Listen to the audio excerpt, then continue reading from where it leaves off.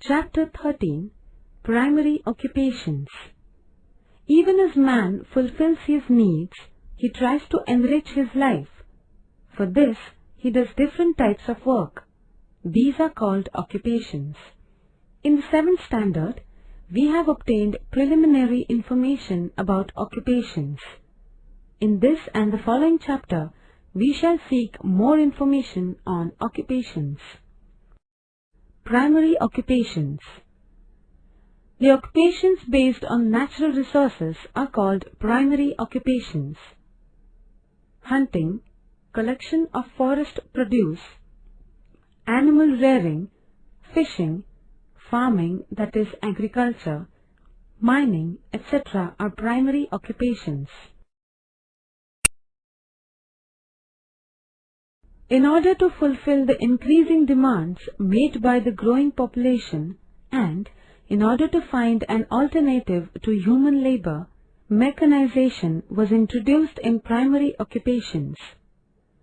The following table shows the natural resources required for primary occupations, the factors that influence them, and the effects of natural hazards on those occupations. Study the table. Primary occupations. Agriculture.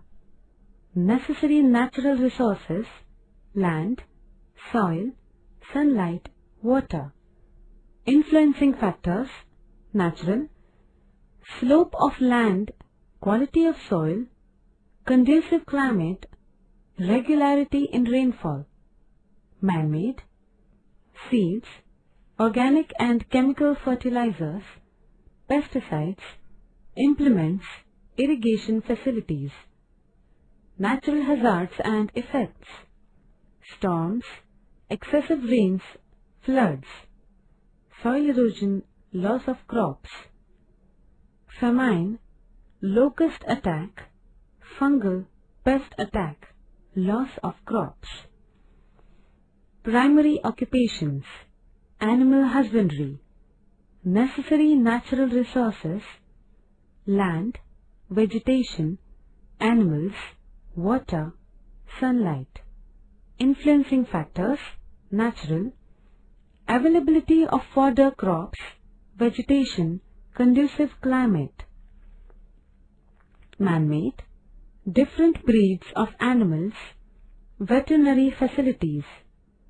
Natural hazards and effects: floods, heat or cold waves, famine, epidemics, loss of animal life. Primary occupations. Fishing. Necessary natural resources: marine flora, water, aquatic biodiversity. Influencing factors: natural, extensive continental shelves, confluence of hot and cold currents, growth of planktons. Man-made: fishing boats, fishing nets, cold storages, processing centers. Natural hazards and effects: cyclones, tsunami waves, loss of life and property. Primary occupations. Mining. Necessary natural resources: minerals. Influencing factors: natural, concentration and quality of minerals, physical setting. Man-made: technology, machinery, transport facilities, labor, capital. Natural hazards and effects: accidents due to seepage of groundwater and collapse of ceiling, fire, loss of life and property, closure of mines, unemployment. Agriculture. This is the most important occupation so far as the subsistence of human beings is considered. The food requirement of the entire human race is fulfilled through this occupation. Besides, this occupation provides raw materials to a large number of industries. Hence, agriculture is considered to have an all-encompassing nature. On the basis of the size of farms, farming methods, that is, techniques, crops grown, purpose of farming, etc., different farming types are identified. Of these, we shall study the following types: intensive agriculture, extensive agriculture, plantation agriculture. See figure 13.2. Intensive agriculture. In the areas where population is dense, attempts are made to obtain maximum production from small-sized farms. This type of agriculture is called intensive agriculture. In order to increase the production, maximum use is made of hybrid seeds, chemical fertilizers and irrigation facilities. Small size of farms, limited mechanization, maximum use of human and bovine resources, need of cultivating different crops mainly for subsistence are characteristics of intensive agriculture. In India and in a number of South Asian countries, this type of agriculture is being practiced for many centuries. Extensive agriculture. In areas of low density of population, where a single farm owner holds thousands of hectares of farmland, extensive agriculture is practiced. As this type of agriculture is spread over vast plains, machines are used for various farming activities. Wheat and corn are the main crops taken in this type of agriculture. Most of the farm produce is sold in markets.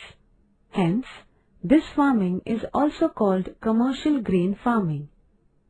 Use of modern technology, minimum use of human labor, large-scale capital investment, cultivation of a single crop over a vast area are the characteristics of this type of agriculture. Extensive agriculture is not seen much in India. However, in countries like the United States of America, Canada, Russia, extensive agriculture is practiced. Plantation agriculture. This type of agriculture is practiced in Asian and African countries, but it was initiated in these areas by European colonizers.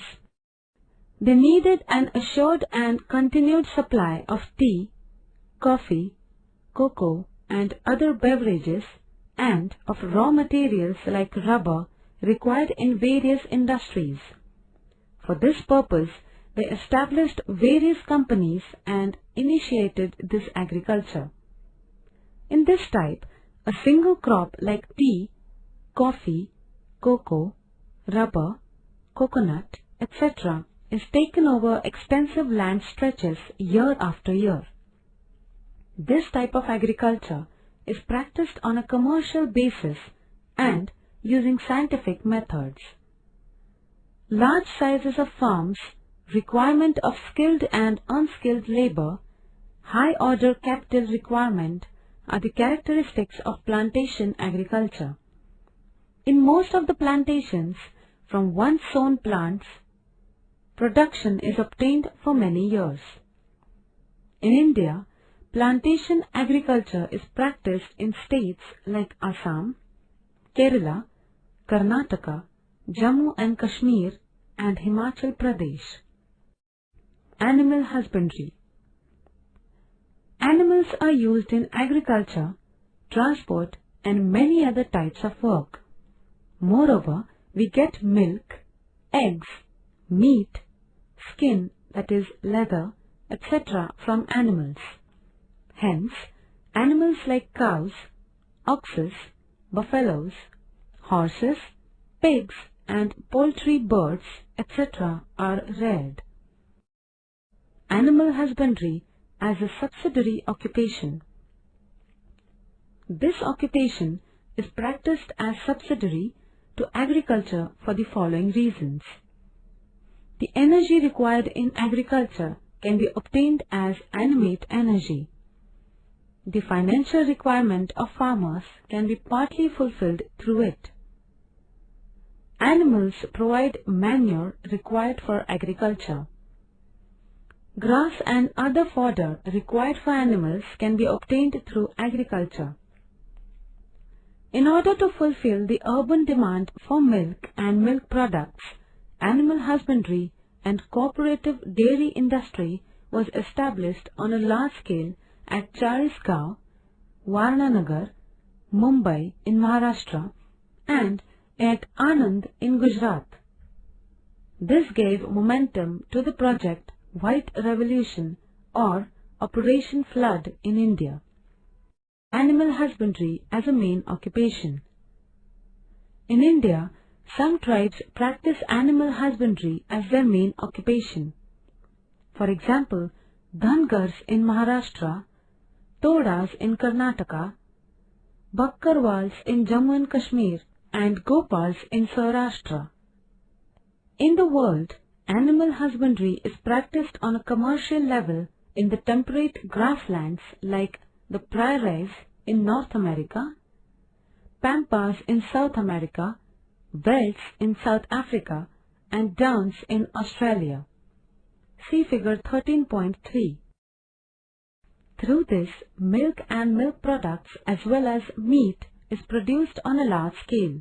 It contributes to the national income. Fishery.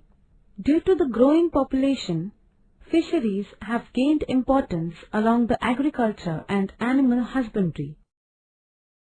Fish provide food, oil, fertilizers, medicines, etc. to man. Science and technology has greatly contributed to the progress of fisheries. Due to mechanized trawlers and nylon nets, fish catch has increased.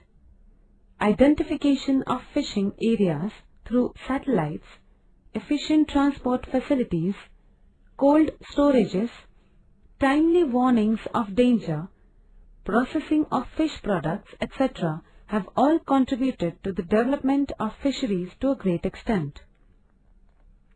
Generally, two types of fishery are identified, such as freshwater fishery and marine fishery. Marine fishery is carried on in coastal areas and in open sea. It is done on commercial basis for local markets as well as for export. Fish is caught on a large scale. In marine fishery, Maharashtra is a leading state in India. Freshwater fishery is carried on in rivers, lakes, reservoirs, etc. West Bengal is a leading state in this type of fishery. However, this type of fishing is practiced on a local scale. Recently, fish is being cultivated using fish seed. It is called fish farming. Mining. This occupation depends on mineral wealth. Different metallic and non-metallic minerals exist in the Earth's crust. However, they are not uniformly distributed. Specific minerals are concentrated at particular locations. This occupation can be profitable if it is started at locations where a mineral is available in sufficient quantities. Therefore, this occupation is called a location-specific occupation. For example, Jharkhand and Goa states have large reserves of iron ore. Hence, mining has concentrated in these states. For mining occupation, besides the availability of the mineral, labor, capital and transport facilities are essential. Due to mechanization, this occupation has now started developing further. Machines like drillers, crushers, cranes, etc. are used in this occupation. Electrically operated cradles or lifts are used to take laborers deep into the mines. As electricity supply and facilities of ventilation are now created deeper into the mines, the intensity and frequency of accidents has reduced considerably. However, accidents like collapse of ceiling, flooding of groundwater in the mines do occur. Therefore, this is considered to be an accident-prone occupation.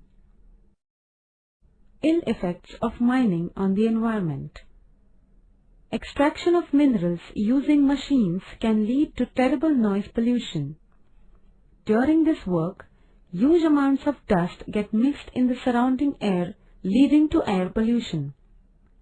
Once the mineral store is exhausted, the mining areas become totally deserted and such regions cannot be reused. For example, gold mines at Kolar in Karnataka.